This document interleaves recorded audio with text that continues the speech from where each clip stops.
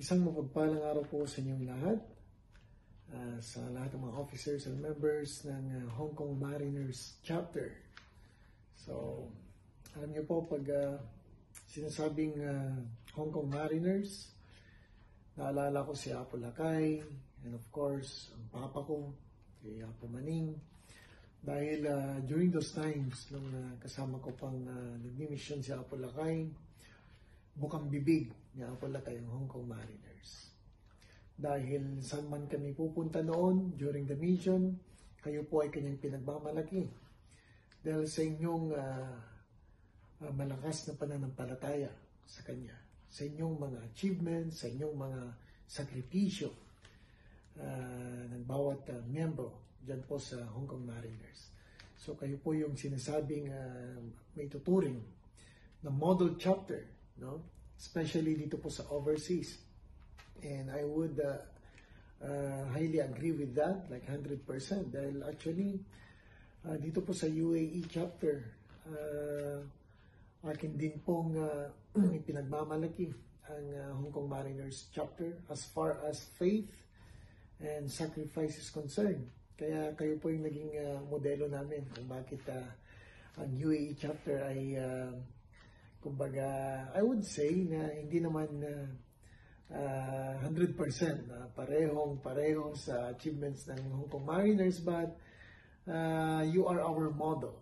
Kaya ginagawa rin po namin kung ano yung mga ginagawa ninyo dyan.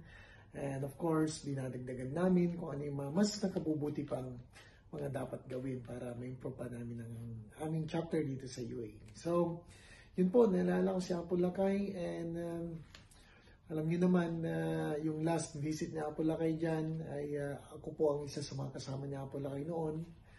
And I really cherish those moments.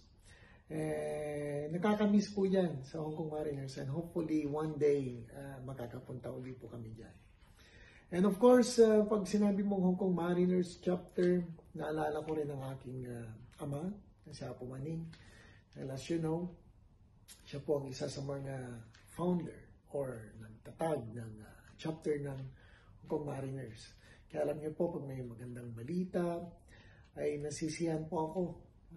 Pag may mga magandang balita patungkol sa Hong Kong Mariners. And of course, pag may mga balita ring minsan, alam niyo, nakakalungkot pakinggan. Of course, I don't know, but we are very much attached sa Hong Kong Mariners.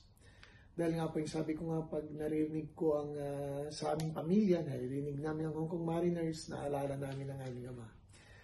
And I know at marami pang mga pinagdadaanan ng chapter po ninyo, but I really admire yung resiliency at yung being tough, no?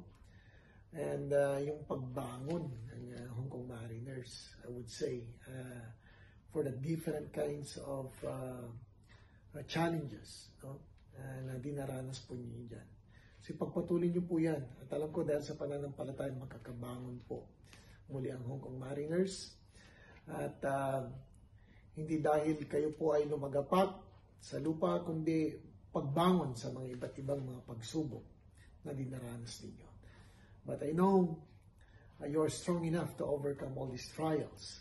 Sabi nga nila, you are like the Marines, no? Alam niyo, pag Marines ang pinag-uusapan, mayroon silang tagline, the few and the proud. So, you might be few, but you should be proud dahil kayo yung mga piniling, mga tunay na mga anak ng Diyos. And of course, sabi nga sa Biblia, kung nanatilo ka, nga masapol nga na itimay sa nga bunggoy kat adda ti may supadi, kunana. Masapol nga itimay sa nga bunggoy kat adda itimay supadi, tapno kasta maamuan no sino nga talaga nagitipod no nga nakiti Dios. So nga kayo nga nagtalinaed, apo ti pamati na, panagserbi na Apo Lakay. Apo ti may bagaklaan, agserbi kay ko mga silaw, kanang iti dadumapay nga anak niya Apo Lakay, dita Hong Kong. Sapay na kuma, babay ti panagkikaysa, panaginayat kan panagtitimpuyog, kat masilawan, nagiti ka pang panunutan, kat kapuswan, iti munggal maysa, kat agmay maysa. Iti Hong Kong Mariners, ang tuloy dito ang panagkikaysa, ang tuloy iti panaginayat, at ito nga panawan.